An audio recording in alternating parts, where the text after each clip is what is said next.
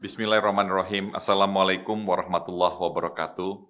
Teman-teman media, saya bersama dengan Pak Wamenlu, Pak Mahendra Siregar, Dirjen Asia Pasifik Pak Abdul Qadir, dan juga Dirjen Perundingan Perdagangan Internasional Saudara Bris Jatmiko, berkesempatan untuk mendampingi Bapak Presiden menghadiri KTT APEC yang dituan rumahi oleh New Zealand.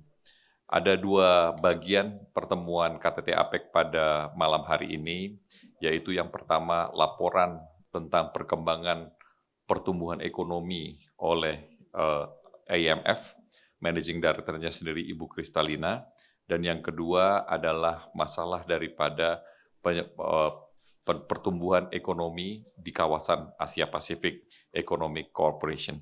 Jadi yang pertama adalah pertumbuhan dunia menurut IMF, menurut Ibu Kristalina, dunia akan tumbuh 5,9%, di mana negara-negara APEC akan tumbuh sedikit di atas itu, yaitu di 6%. Tetapi ada beberapa hal yang mesti dilihat dan perbedaan-perbedaan ini juga dapat menyebabkan gangguan pertumbuhan ekonomi ke depan. Yang pertama adalah perbedaan masalah vaksin. Jadi standarisasi vaksin ini masih menyebabkan movement of natural person atau perpindahan manusia itu menjadi terkendala. Yang kedua adalah perbedaan di fiscal space antara negara-negara Asia Pacific Economic Cooperation ini atau ekonomi-ekonomi APEC ini yang menyebabkan adanya perbedaan bagaimana untuk melawan daripada COVID-19 itu. Ini bahaya karena bisa menyebabkan mutasi baru daripada COVID-19 tersebut dan akan mengganggu daripada pergerakan manusia dari satu tempat ke tempat lain. Dan ini juga bisa melihat daripada perbedaan-perbedaan ekonomi, yaitu tentang global supply chain, di mana permintaan pada saat recovery COVID-19 diperkirakan akan jauh lebih tinggi daripada supply. Dan ini baru akan ketemu equilibrium-nya pada middle atau pertengahan tahun 2022. Di samping itu juga, Bapak dan Ibu, beliau juga mengingatkan ada 3 poin penting yang menjadi prinsipal daripada pertumbuhan ekonomi baru tersebut, yaitu adalah vaksinasi, vaccinate, calibrate, dan juga accelerate. Jadi vaksinasi yang pertama seperti sudah utarakan, kita perlu mengadakan vaksinasi yang menyeluruh. No one is safe until everyone is safe. No one is vaccinated until everyone is vaccinated. Yang kedua adalah kalibrasi tentang ekonomi policy di kawasan. Karena ini penting untuk menyebabkan pertumbuhan daripada perdagangan dan pertumbuhan daripada perekonomian.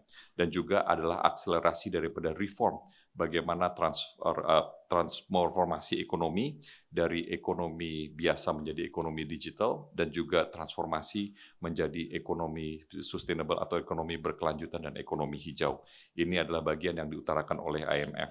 Adapun intervensi dari Bapak Presiden ada beberapa hal yang penting. Yang pertama adalah mobilitas yang penting di kawasan untuk supaya terjadi. Oleh sebab itu, vaccinated travel lane di APEC ini, di negara-negara APEC ini mesti segera berjalan dan kita akan menyelenggarakan bagaimana protokol untuk perjalanan ini sudah berjalan dan banyak negara di Asia Pasifik ini sudah menjalankan, misalnya seperti Indonesia dan Malaysia, Singapura dengan beberapa negara dan juga negara-negara APEC lainnya. Yang kedua, Bapak Presiden mengintervensi masalah ekosistem daripada rantai pasok. Jadi rantai pasok ini adalah sesuatu yang sangat penting, jangan sampai hanya dikuasai oleh satu atau dua negara, tetapi mesti dibikin menjadi lebih merata, karena dengan begitu kita akan mendapat kekuatan, ketangguhan daripada rantai pasok dunia yang bisa memastikan bahwa perdagangan daripada obat dan vaksin COVID-19 ini sebagai awal bisa dinikmati oleh seluruh negara di kawasan.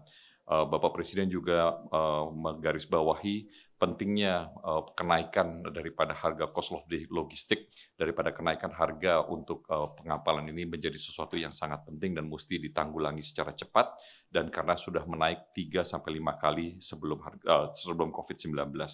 Dan yang ketiga adalah transformasi daripada ekonomi berkelanjutan dan juga ekonomi hijau. Ini menjadi sangat penting dan kita mesti memperhatikan 3 hal, yaitu pertumbuhan ekonomi, kesejahteraan sosial, dan juga kebijakan iklim. Ketiga hal tersebut tidak boleh saling mengadu, tetapi menjadikan suatu bagian yang untuk mendapatkan sustainabilitas atau kesinambungan di masa yang akan datang.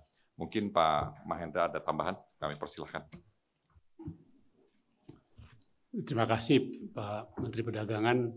Dari segi substansi saya tidak ada tambahan, saya mungkin hanya menyampaikan aspek teknisnya bahwa tadi ke-21 pemimpin ekonomi APEC hadir sebagian besarnya, termasuk dari RRT, dari Rusia, dari Amerika Serikat, dari Jepang, Korea, dan lain-lainnya. Ini menunjukkan bahwa keinginan bersama dari para ekonomi APEC untuk melihat kekompakan dan kontribusi masing-masing menuju kemajuan APEC sendiri masih terus kuat dipertahankan dan didorong.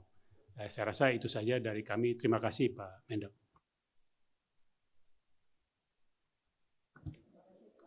Assalamualaikum warahmatullahi wabarakatuh.